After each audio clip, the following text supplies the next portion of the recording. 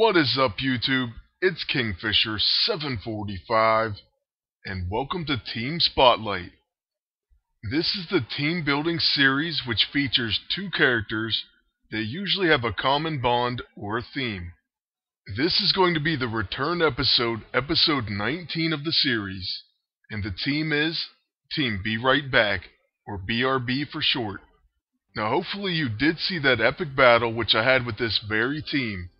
But this is going to be an entire episode of nothing but this team in PvP. Normally I would begin with some PvE action and kind of explain the team. Unfortunately Nico was training, and it was quite a long training, so I decided I wanted to put this episode out, and I would just skip the PvE portion this time. But just to quickly explain the theme of this team, both Nico and Sabretooth come back to life once per combat. And my agent can also do the same. First we're using the Barrow Guard, and this weapon will bring him back with 25% health. And there's also one other item that I will use with this team, and that's the Orfrost Mace. It kind of stops your agent from being KO'd once, and it also grants sacrificial strength. Other than that, this team shares another common bond, and that's the fact that it can exploit attrition. Nico has an ability called Rock and Roll, and that exploits attrition.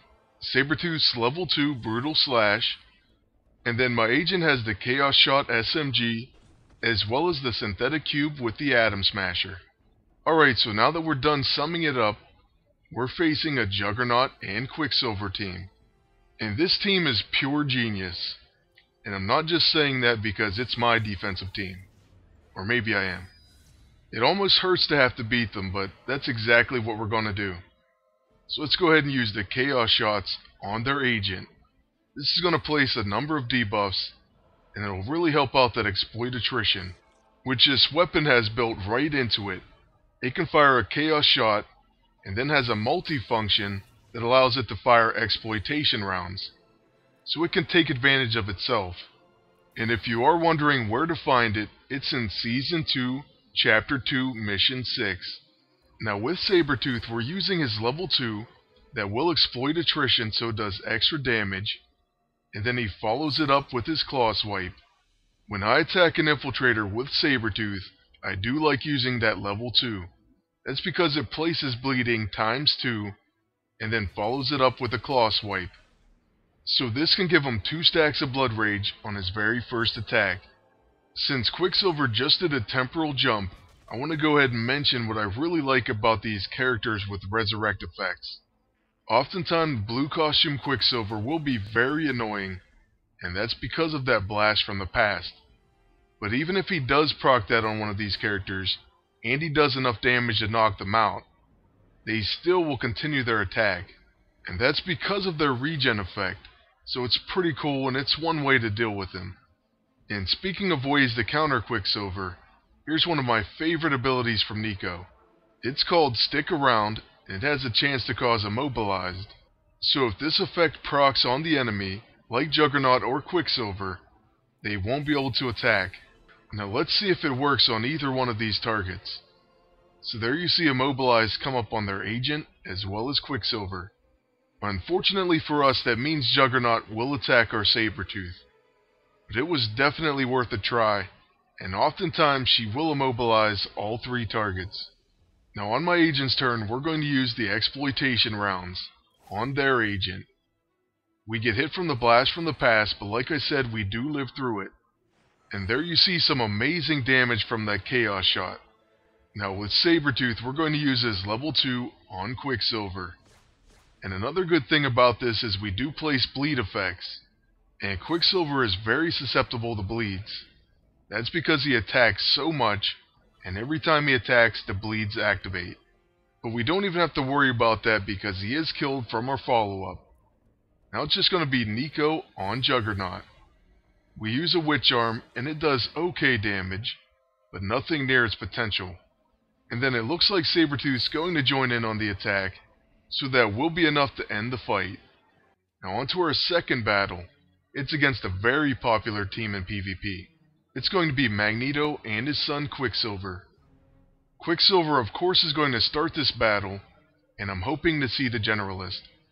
And that's exactly what we get, so I'm pretty happy that at least it's not the Scrapper version.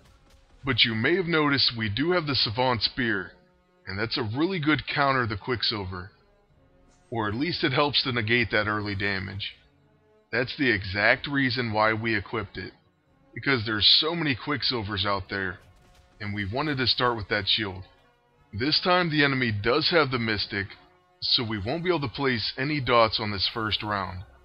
Even so, I will be starting with our level 2 on their agent, and that's because it does do more damage than the level 1. Since it's an infiltrator, we'll follow it up with the level 1 anyways. So at least we get 2 attacks on him, and when I face a team with the Mystic, I pretty much just try to do direct damage. Now it looks like their agent's going to use the axe, but luckily he does miss. So I get a rare reality hacking proc, and of course it's not rare for the enemy, but it is kind of rare for us to get it. Then, since they do have the Mystic, I'm just going to use our level 1, the Witch Arm, on their agent. And you can see how much damage this thing can do. This is going to be Nico's very first turn, and she already kills their agent. It's a 34k non-crit. She's just a beast in PvP. I really love Nico right now. There, we did get hit with a pretty decent AoE, but the good news is Magneto for some reason didn't use his shield. And that's just one of those inexplicable things that the AI does. So why not use the scroll since we do have it equipped this time? And then I'm going to go ahead and hit Magneto with the Warbringer Axe. That should take him really close to death, if not kill him. I figured that even if we don't finish him, Nico will just use one of her AoE attacks, and that'll take him out. So let's see how much damage Quicksilver does, and then Sabretooth is going to attack him. Like I said, putting bleed stacks on Quicksilver really helps out your team, because as long as you can live through his attacks, he will end up killing himself from activating those bleeds. Alright, so now it's going to be our Sabretooth's turn, and like I said, we're going to use that level 2 on Quicksilver. So that's going to put 2 stacks of bleeding, and then we do get a follow-up. So that's going to be a 3rd stack of bleed. Then Quicksilver is going to activate Tag Team right away, and he'll take those 3 bleed damage. So that really starts adding up right there. That's over 8,000 damage and bleeding. Now with Nico, I should probably just do an AoE attack, but I'm going to use her Witch Arm on Magneto. That'll guaranteed finish him. First, she does eat a blast from the past, and then we get that Witch Arm off. So that's the end of Magneto, and now we get to attack with our agent. Alright, so we'll go ahead and play this one safe, and use the Light Fantastic. Really, we could have just hit Quicksilver, but apparently we're going to prolong this one.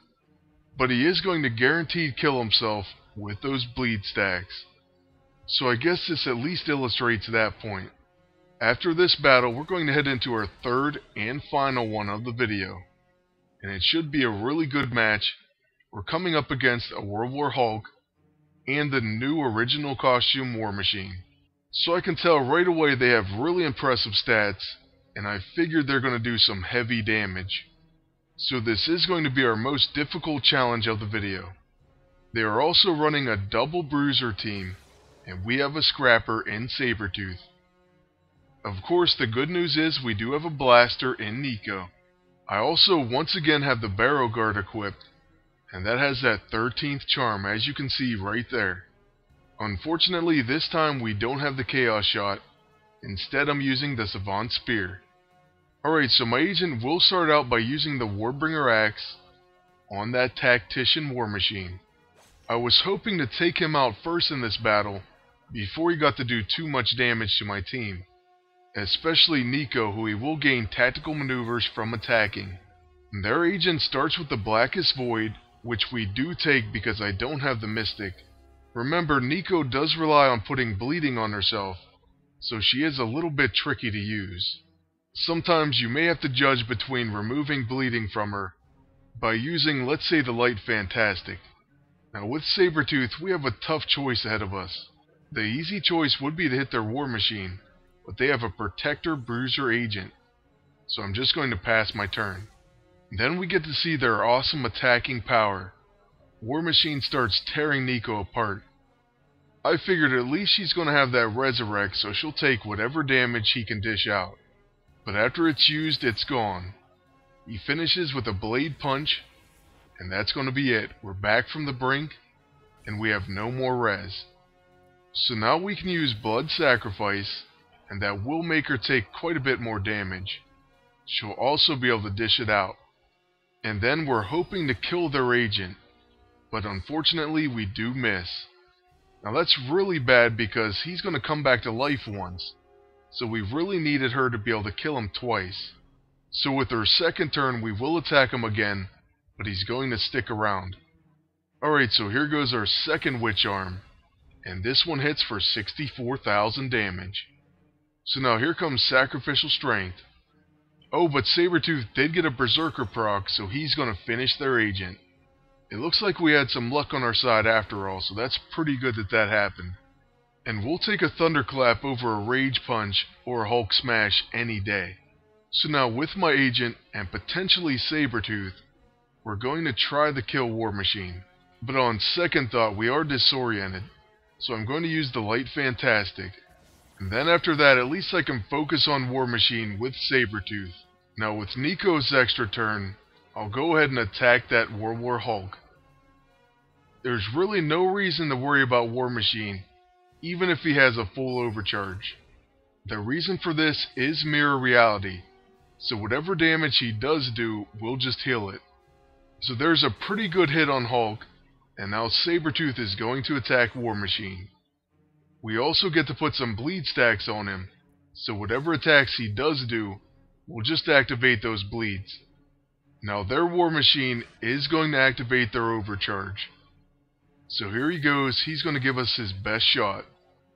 Let's see if he goes with the minigun or the Repulsor Ray. So it looks like the Repulsor Ray, and like I said, all the damage from these attacks will just heal us.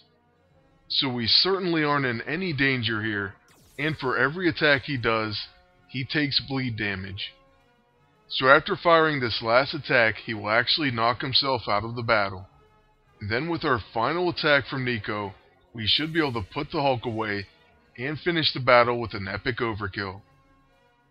So first we're going to use our level 2 multifunction ability that will give her some buffs as well as an extra turn. Then as the finisher, I will be using her level 1, and let me tell you, it's the biggest attack I've ever seen from it. So that's going to be it for this video. I want to thank you all for watching, and ask you to please like, comment, and subscribe. And until next time, good luck, and take care.